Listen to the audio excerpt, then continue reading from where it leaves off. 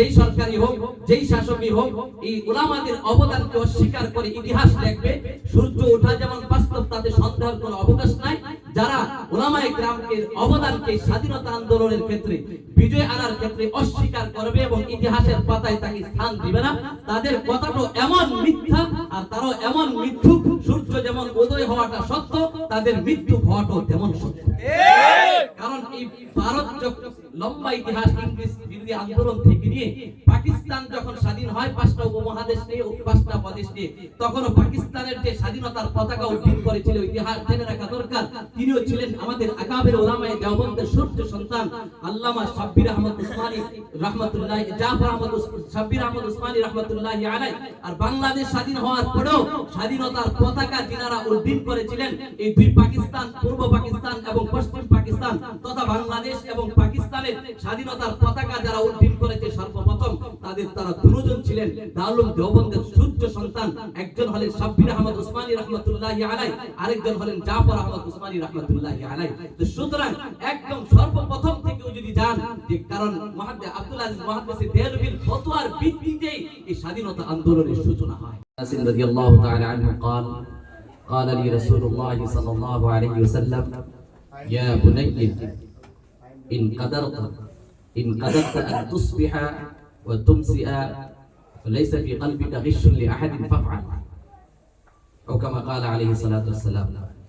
উপস্থিত আজকে কওমি ফোরাম আখড়া উপজেলার উদ্যোগে আয়োজিত মহান বিজয় দিবস উপলক্ষে আলোচনা সভার মুহতারাম ওয়াজিবুল ইহতারাম সদরে ইজলাস, মুআজ্জাজ মুকাররম উলামায়ে কেরাম, জাতির কর্ণধার, ভবিষ্যতের রাহবার আমার যুবক ভাইয়েরা, সর্বপ্রথম আল্লাহ পাকের শুকরিয়া আদায় করি যে আল্লাহ সুবহানাহু ওয়া তাআলা আমি অদমকেও আপনাদের সাথে একত্রিত হয়ে এখানে সমবেত হতে পেরেছি, এই জন্য শুকরিয়া আদায় করি আলহামদুলিল্লাহ। আসলে আলোচনা অনেক হয়েছে, আমারও আসতে বিলম্ব হয়েছে, কয়েকটা গাড়ি পাল্টানোর প্রয়োজন করছে, 3টা গাড়িতে ডিস্টার্ব হয়েছে, যেই কারণে অনেক সময় হয়ে গেছে। তো এই জন্য আমি আন্তরিকভাবে দুঃখিত। পূর্বেকার আমি যতটুকু শুনছি, এসে ঐক্যের কোনো বিকল্প নেই, যার জ্বলন্ত দৃষ্টান্ত হলো 5ই আগস্ট। 5ই আগস্টটা হলো তার জ্বলন্ত প্রমাণ। যদি দলমত নির্বিশেষে, যদিও ছাত্রদের এখানে অগ্রণী ভূমিকা ছিল, কিন্তু তাদেরই সম্পূর্ণ অবদান, এটা বলো ভুল হবে। বরং এখানে দল মত নির্বিশেষে তারা অগ্রণী ভূমিকা পালন করেছে। মুরব্বীদের থেকে নিয়ে, উলামা থেকে নিয়ে, জনসাধারণ থেকে নিয়ে, স্টুডেন্ট থেকে নিয়ে, সকলের সম্মিলিত ঐক্যবদ্ধতার কারণে আল্লাহ পাক এই বিজয় দান করেছেন। তো এই বিজয় দিবস সম্পর্কে আসলে বলা দরকার। আমার পূর্বে আমাদের অত্যন্ত মহব্বতের মানুষ হযরত মাওলানা জুনায়েদ কাসিমি সাহেব দামাত বরকাতুহুল আলিয়া আপনাদের সামনে বলতেছিলেন, আজ আমরা আসলে স্বাধীনতা দিবস ইংরেজ বিরোধী আন্দোলন থেকে নিয়ে ইতিহাস, যেই জাতি ইতিহাস জানে না বা ইতিহাস ভুলে যায়, সেই জাতির ভবিষ্যৎ অন্ধকার হয়। কিন্তু আজ আমরা উলামা সমাজ পর্যন্ত দেখেন, আজকে এই আওয়ামী সরকার আসার পর থেকে বাংলাদেশটা গোটা ভারত উপমহাদেশের ইতিহাসটাকে পাল্টিয়ে দিয়েছে, সত্য ইতিহাসটাকে গোপন করেছে, তারা মিথ্যা ইতিহাসকে চালু করে দিয়েছে, বই পুস্তক থেকে নিয়ে পাঠ্যসূচির ভিতরে পর্যন্ত। আমি জুমার খুতবাতেও খুব বলিষ্ঠ করতে আমি বলি, যারা বলে যে স্বাধীনতা আন্দোলনে এই বিজয়ের আনতে গিয়ে উলামায়ে কেরাম স্বাধীনতা বিরোধী বা রাষ্ট্রদ্রোহী বলে বা স্বাধীনতা বিরোধী বলে, আমি পরিষ্কার বলি, আমার জুমার বয়ানে আমি পরিষ্কার বলি, এসপির সামনেও আমি বলেছি এবং ডিবি প্রশাসন, বহু প্রশাসন আমার সামনে থেকে আমি বলি, যেই সরকারি হোক, যেই শাসকই হোক, এই উলামাদের অবদানকে অস্বীকার করে ইতিহাস লিখবে। সূর্য ওঠা যেমন বাস্তব, তাতে সন্দেহের কোনো অবকাশ নাই। যারা উলামায়ে কেরামকে অবদানকে স্বাধীনতা আন্দোলনের ক্ষেত্রে, বিজয় আনার ক্ষেত্রে অস্বীকার করবে এবং ইতিহাসের পাতায় তাকে স্থান দিবে না, তাদের কথাটা এমন মিথ্যা আর তারাও এমন মিথ্যুক। সূর্য যেমন উদয় হওয়াটা সত্য, তাদের মৃত্যু হওয়াটাও তেমন সত্য। কারণ এই ভারত লম্বা ইতিহাস ইংরেজ বিরোধী আন্দোলন থেকে নিয়ে পাকিস্তান যখন স্বাধীন হয় 5টা উপমহাদেশ নিয়ে 5টা প্রদেশ নিয়ে, তখনও পাকিস্তানের যে স্বাধীনতার পতাকা উড্ডীন করেছিল, ইতিহাস জেনে রাখা দরকার, তিনিও ছিলেন আমাদের আকাবের উলামায়ে দেওবন্দের সূর্য সন্তান আল্লামা শাব্বির আহমদ উসমানী রাহমাতুল্লাহ, জাফর আহমদ শাব্বির আহমদ উসমানী রাহমাতুল্লাহি আলাইহি।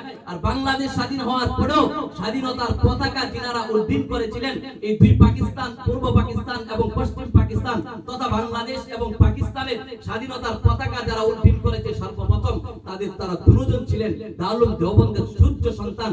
একজন হলেন শাব্বির আহমদ উসমানী রাহমাতুল্লাহি আলাইহি, আরেকজন হলেন জাফর আহমদ উসমানী রাহমাতুল্লাহি আলাইহি। তো সুতরাং একদম সর্বপ্রথম থেকে যদি যান, যে কারণ মুহাদ্দিস আব্দুল আজিজ মুহাদ্দিস দেহলভির ফতোয়ার ভিত্তিতেই এই স্বাধীনতা আন্দোলনের সূচনা হয়। তাহলে বোঝা গেছে স্বাধীনতা আন্দোলন সূচনাই হয়েছে উলামায়ে দেওবন্দের মাধ্যমে। সেই জায়গাতে যাদের দ্বারা সূচনা হলো, যাদের পরিস্থিতির কায়েম করার কারণে ইংরেজ বিরোধী আন্দোলন হলো, সিপাহী আন্দোলন হলো, রেশমি রুমাল আন্দোলন হলো, সহযোগ আন্দোলন হলো, তারপরে স্বাধীনতা আন্দোলন হলো, এরপরে যে স্বাধীন হলো, তারপরে বাঙালি জাতি তারা তাদের বুকেও নিজেদের বাবা হারিয়ে, কেউ মা হারিয়ে, কেউ সন্তান হারিয়ে, কেউ স্বামী হারিয়ে এই দেশকে স্বাধীন করেছে, বিজয় আনছে। এই বিজয়টা কিন্তু আমার আপনার শক্তির বলে হয় না। বিজয় অর্জন করার পরে করণীয় কি? কোরআনের দিকে তাকাইলে আল্লাহ পাকের আয়াত এবং হাদিস থেকে অনেকগুলি করণীয় পাওয়া যায় বিজয়। কিন্তু এক নাম্বার 7টা করণীয় বলে আমি শেষ করে দেব। যে এক নাম্বার করণীয় হলো, দলিল গুলি বলার সুযোগ নাই যেহেতু সময় অল্প। এক নাম্বার করণীয় হলো বিজয় কারো মানুষের শক্তির বলে অর্জন হয় না। কারণ বাংলাদেশের স্বাধীনতা আন্দোলনে মুক্তিযোদ্ধাদের কাছে এমন কোন অ্যাটম বোমাও ছিল না, এমন কোন মিসাইলও ছিল না। বর্তমান প্রযুক্তির যুদ্ধের যে অস্ত্র আছে সেই ধরনের ন্যূনতম অস্ত্র ছিল না। হন্তি, কোরাল, দা, সুটা, কয়েকটা বন্দুক ছাড়া মুক্তি বাহিনীর কাছে কিছুই ছিল না। কিন্তু স্বাধীনতা আসছে কিসের বদলতে?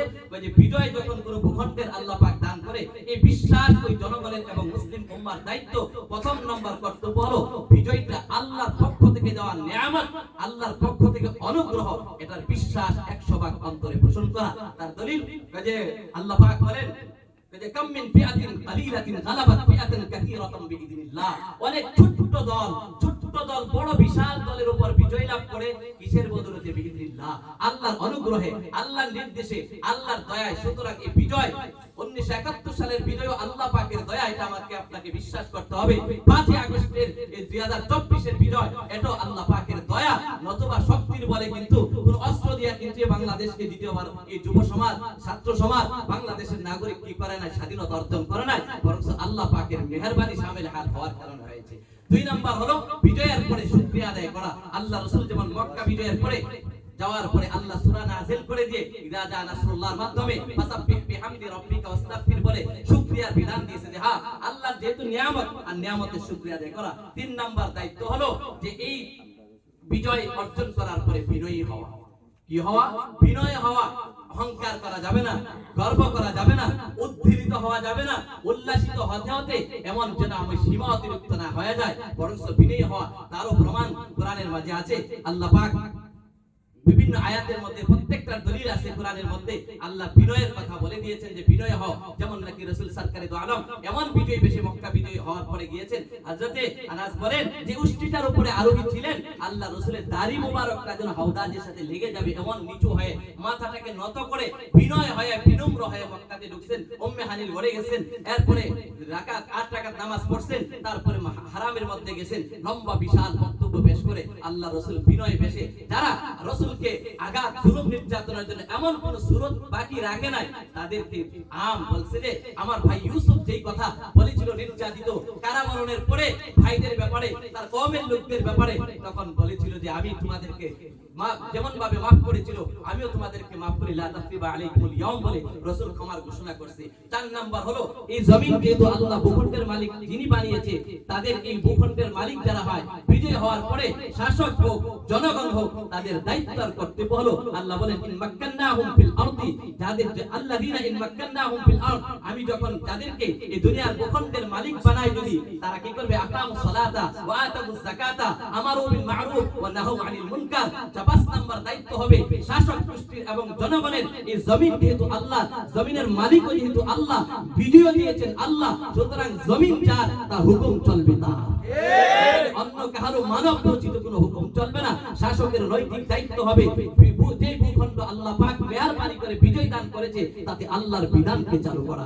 6 নাম্বার দায়িত্ব হলো, সংক্ষেপে শেষ করে দিচ্ছি, 6 নাম্বার দায়িত্ব হলো যে এই জমিন যেহেতু আল্লাহ আর আল্লাহর বিধান চলবে, যা যিনি প্রকৃত মালিক তিনার হুকুম চলবে যেমন ভাবে, তিনার নাফরমানি যেন এই জমিনে না চালু হয়, সেই জন্য শাসক গোষ্ঠীকে এবং পরিপূর্ণভাবে ব্যবস্থা গ্রহণ করতে হবে। কারণ কি, আপনারা ইতিহাস সাক্ষী আছে, সাইপ্রাস একটা দ্বীপ, যে দ্বীপটা নাকি ছিল এক সময় মুসলমান হযরত খলিফাতুল মুসলিমিন উসমান গনি রাদিয়াল্লাহু তাআলা আনহুর শাসন আমলে এই সাইপ্রাস দ্বীপটা মুসলমানদের হাতে বিজয় হয়। কিন্তু বিজয় হওয়ার পরে হযরত আবু দারদা রাদিয়াল্লাহু তাআলা আনহু চোখের পানি ফেলে ফেলে কাঁদতে শুরু করলেন। তখন জুবাইর ইবনে নুফাইর রাদিয়াল্লাহু তাআলা আনহু বলছিলেন, হে আবু দারদা, আপনি কাঁদছেন কেন? মানুষ তো সকলে বিজয়ের আনন্দে উল্লাসিত উদ্দীপিত হয়ে আছে, আর আপনি কাঁদতেছেন।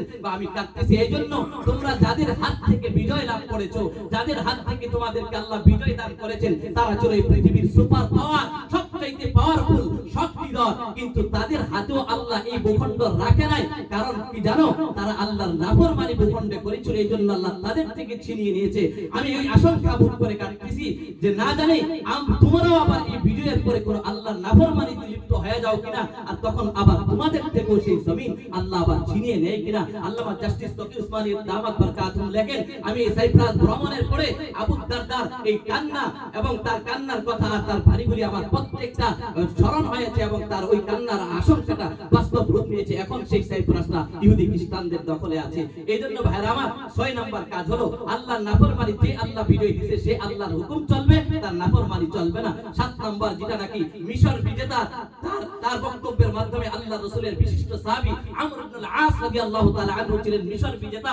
তিনি যে বাণীটা আমাকে আপনাকে সতর্ক করে জানিয়ে দিয়ে গেছেন, আমাকে আপনাকে মেসেজ দিয়ে গেছেন যে হে দুনিয়া, মিশর বিজয়ের পরে বলেছিলেন যে হে জনগণ, হে এই ভূখণ্ডের মালিক যারা, তোমরা প্রস্তুত থাকো, মৃত্যু পর্যন্ত এই ভূখণ্ডের এক হলো স্বাধীনতা অর্জন করা এক কাজ, আর স্বাধীনতা ধরে রাখা হলো আরেকটা দ্বিতীয় পর্যায়ের কাজ। সুতরাং স্বাধীনতা অর্জন করেছো, আমর ইবনে আল-আস সেদিন বলেছিলেন হে দুনিয়ার এই মিশরের ভূখণ্ডের অধিবাসী যারা আছো, তোমরা মরণ পর্যন্ত প্রস্তুত থাকো। এই ভূখণ্ড টিকিয়ে রাখার জন্য জান দেওয়ার প্রয়োজন হলে, মাল দেওয়ার প্রয়োজন হলে, তোমাদেরকে মরণ পর্যন্ত পাহারাদারি দায়িত্ব গ্রহণের জন্য প্রস্তুতি গ্রহণ করো। ও ভাইরাই, বাংলাদেশের স্বাধীনতা আল্লাহ পাক আমাকে আপনাকে দিয়েছে, কিন্তু এই স্বাধীনতা অর্জন হয়েছে এক কাজ, আর এই স্বাধীনতার সার্বভৌমত্বকে রক্ষা করা হবে এখন দ্বিতীয় পর্যায়ের কাজ। তার জন্য আমর ইবনে আল-আসের বাণী আমাকে আপনাকে স্মরণ রাখতে হবে। তার দিকে, এই স্বাধীন বাংলাদেশের দিকে যে কেউ, যে কোনো গোষ্ঠী, যে কোনো দল, যে কোনো দেশ বাঁকা চোখে তাকাবে, তাদের বাঁকা চোখকে সোজা করার জন্য প্রত্যেকটা বাঙালি নাগরিককে পরিপূর্ণভাবে প্রস্তুত থাকতে হবে। শেষ পর্যায়ে আমি বলতে চাই, এখানে এই আখাউড়াটা আমার এলাকা, আমার জন্মভূমি আখাউড়াতে। অনেকে হয়তো আমার পরিচয় অনেকের সাথে আমার নাই, কিন্তু আমি বলতে চাই এই আখাউড়ার উলামায়ে কেরামের দ্বীনের ব্যাপারে অনেক অবদান আছে, এবং এখনো ব্রাহ্মণবাড়িয়ার 6টা থানার মধ্য থেকে কাউকে ছোট করার জন্য না, কিন্তু আপনাদের কিরদার অবদানগুলি স্বীকার না করলো, যে বান্দার স্বীকার করে না সে আল্লাহরও শুকরিয়া আদায় করবে না। যেহেতু আপনাদের কৃতিত্ব আছে, কিরদার আছে, অবদান আছে, তাকে স্বীকার করা এটা দায়িত্ব, আমাদের কর্তব্য। আপনাদের মাধ্যমে উলামায়ে কেরাম, চাই আমাদের মুরব্বি উলামা এবং যুবক উলামা, ছোট বড় সিনিয়র জুনিয়র সকলেরই কিছু না কিছু অবদান আছে, যার বদৌলতে তাবলীগের লাইনও আজ আখাউড়া অনেক এগিয়ে আছে, এবং বাতিল বিরোধী আন্দোলনের ক্ষেত্রে আখাউড়ার জমিন উর্বর হয়ে আছে। প্রতিষ্ঠানের দিক থেকেও, লেখাপড়ার দিক থেকেও প্রতিষ্ঠানও অনেক আলহামদুলিল্লাহ আখাউড়া উপজেলা এবং পুরা থানাতে আছে, এবং বিশিষ্ট বিজ্ঞ আলেম দ্বীনও এই থানাতে আল্লাহ পাক দান করেছেন, বড় বড় মাদ্রাসা দিয়েছেন। এজন্য আমি আপনাদের উদাত্ত আহ্বান করব। আমি আল্লাহ রাসূল আনাস ইবনে মালিক থেকে বর্ণিত রাদিয়াল্লাহু তাআলা আনহু যে হাদিসটা আমি আপনাদের সামনে অল্প অংশ পাঠ করেছি, এই হাদিসের মধ্যে আল্লাহ রাসূল হযরত আনাসকে বলেন, হে আমার বৎস, আল্লাহ রাসূলের পার্সোনাল খাদেম, হে আমার ছেলে, শোনো, যদি তুমি তোমার দ্বারা ইনকাদারটা, যদি তোমার সম্ভব হয় সকালটা করতে আর সন্ধ্যাটা পার করতে, অর্থাৎ তোমার দিবানিশি তোমার জীবন পরিচালনা করতে যদি এইভাবে সম্ভব হয়, কিভাবে, যে লাইসা ফি কলবিকা গিশুল লিআহাদিন, তোমার অন্তরে কাহারু ব্যাপারে কোনো বিদ্বেষ থাকবে না, কাহারু ব্যাপারে কোনো হিংসা থাকবে না, কাহারু ব্যাপারে কোনো ঘৃণা থাকবে না, কোনো ভুখ থাকবে না, কোনো আদাওয়াতি থাকবে না। এই অবস্থা দিল নিয়ে যদি তুমি দিন রাত পার করতে পারো, ফাফআল, তাহলে এভাবে চলিও, তোমার জীবনটা এভাবে কাটায়ো। কারণ এটা হলো যালিকা মিন সুন্নতি, কারণ এইভাবে চলা প্রত্যেকের কাহারও ব্যাপারে দিলের মধ্যে হিংসা না রাখা, কাহারও ব্যাপারে দিলের মধ্যে ভুক না রাখা, কাহারও ব্যাপারে দিলের মধ্যে কি যে কয় বিদ্বেষ আর শত্রুতা পোষণ না করাটা, এটা আমি নবীর সুন্নাত, আমি নবীর আদর্শ। সুতরাং তুমি যদি পারো আমি নবীর আর মান আহিয়া সুন্নতি ফাকাত, কি যে কয় আর যে ব্যক্তি কি করলো আমার এই সুন্নতটাকে কি করবে পালন করবে, সে আমার সুন্নতকে জিন্দা করলো, আর যে আমার সুন্নতকে জিন্দা করবে সে আমি নবীর সাথে জান্নাতে একসঙ্গে থাকবে। তো আমি বড়দেরকেও অনুরোধ করে বলবো আর যুবক ভাইদেরকেও আমি আপনাদের সাথে একাত্মতা পোষণ করে বলবো যে ঐক্যের কোনো বিকল্প নাই। বড়রা যে মাহবুব সাহেব হাফিজাহুল্লাহ আপনাদেরকে বলেছেন, আমার পূর্ব কারাগারের খতিব সাহেব হুজুর দামাত বরকাতুম বলেছেন, আরো পূর্বেকার অনেক উলামায়ে কেরাম বলেছেন, আমরা ঐক্যবদ্ধ থাকবো। সংগঠন ভিন্ন হতে পারে, একটা আরেকটা সহযোগী, যেটা আমাদের মুরব্বিরা বলেন এদারে তালিমিয়া জামিয়া ইউনুসিয়া হলো বটগাছ, আর মাদ্রাসা হইলে জামিয়া ইউনুসিয়া। জামিয়া ইউনুসিয়ার বিল্ডিং এর পাশেও যদি আরেকটা মাদ্রাসা হয়, কোনদিন জামিয়ার উস্তাদরা হিংসা করে না, বিদ্বেষ পোষণ করে না, নিষেধ করে না, কারণ তারা বলে আমাদের মুরব্বিদের থেকে আমরা শিক্ষা পাওয়া, তারা বলে যে জামিয়া ইউনুসিয়া বটগাছ, যত মাদ্রাসা হবে, যত মসজিদ হবে, সবগুলি হবে এই বটগাছের জল, আর যেই গাছের জল যত বেশি হবে আর যত শিকড় নিচে যাবে তা তত বেশি মজবুত হবে। এইজন্য আমি মুরব্বিদের কাছে উদাত্ত আহ্বান করব, যুবকদের কাছে আমি উদাত্ত আহ্বান করব, সংগঠন শাখা প্রশাখা হোক তাতে কোনো আপত্তি নাই, কিন্তু আমরা কাজের ক্ষেত্রে হয়তো সাংগঠনিক দিক থেকে ভিন্নতা থাকতে পারে, কিন্তু ঐক্যের দিক থেকে, আকীদাগত দিক থেকে বাতিলের বিরুদ্ধে যখন কেউ যে কেউ শাখা মূলক হোক আর যে কেউ যখন দাঁড়াবে, প্রত্যেকে তখন এক প্ল্যাটফর্মে থেকে বাতিলের মোকাবেলা করার জন্য কোনো বিদ্বেষ না রেখে, হিংসা না রেখে, কে ছোট কে বড় না, ছোট বড়কে সম্মান করবে, বড় ছোটকে স্নেহ করবে, আর ছোটদেরকে কাজ করার সুযোগ করে দিবে, আর বড়রা বড়দেরকে ছোটরা সম্মান করে তাদের যে মসনদ আছে, তাদের যে মর্যাদা আছে, সেই মর্যাদা অবশ্যই অবশ্যই রাখতে হবে। কিন্তু আপনি যুবক, আপনিও কিন্তু ভাবতে হবে, আপনিও একদিন মুরব্বী হবেন, আপনিও কিন্তু মুরব্বী হবেন। আপনি যদি আজকে মুরব্বীকে অনুসরণ না করেন, না মানেন, কিন্তু ভবিষ্যৎ প্রজন্ম আপনি মুরব্বী হলেও কিন্তু আপনার আমার অনুসরণ করবে না। এই জন্য আল্লাহ পাক আমাদেরকে এই আখিরার জমিনটাকে যেন আল্লাহ দ্বীনের একটা ঘাঁটি বানিয়ে নেয়, এবং সকলকে, বিশেষ করে বাতিলের ক্ষেত্রে সকলকে ঐক্যবদ্ধভাবে, যত ধরনের বাতিল ফিরকা আছে সকলের ক্ষেত্রে ঐক্যবদ্ধভাবে কাজ করার আল্লাহ পাক যেন সকলকে এক মন মানসিকতা করে দেয়। একটা জিসিম যদিও ভিন্ন ভিন্ন দেখা যায়, কিন্তু যেন তারপরও দিলটা যেন এক হয়ে যায়। জিসিম ভিন্ন হোক, শারীরিক দিক থেকে আমাদের ভিন্নতা থাকুক, শাখা প্রশাখা সংগঠনের এটা একটা সহযোগী হিসাবে থাকতে পারে, কিন্তু দিলের দিক থেকে, অন্তরের দিক থেকে, মন মানসিকতার দিক থেকে, চিন্তা চেতনার দিক থেকে আমাদের সকলকে ঐক্যবদ্ধভাবে এক চিন্তা চেতনা, আকাবের উলামায়ে দেওবন্দের যে চিন্তা ছিল, আকাবের উলামায়ে দেওবন্দের যে আদর্শ ছিল, সেই আদর্শ, সেই চিন্তা আমরা লালন করে এই দুনিয়ার জমিনে কাজ করে যাব। আল্লাহ পাক আমাদেরকে সকলকে এক প্ল্যাটফর্মে থেকে আকাবের যে চিন্তা চেতনা নিজের বুকে ধারণ করে সেই চিন্তা চেতনা বাস্তবায়ন করার তৌফিক দান করো। সকলে বলি আমিন ওয়া আখিরু দাওয়ানা আলহামদুলিল্লাহ। সম্মানিত উপস্থিতি, আমরা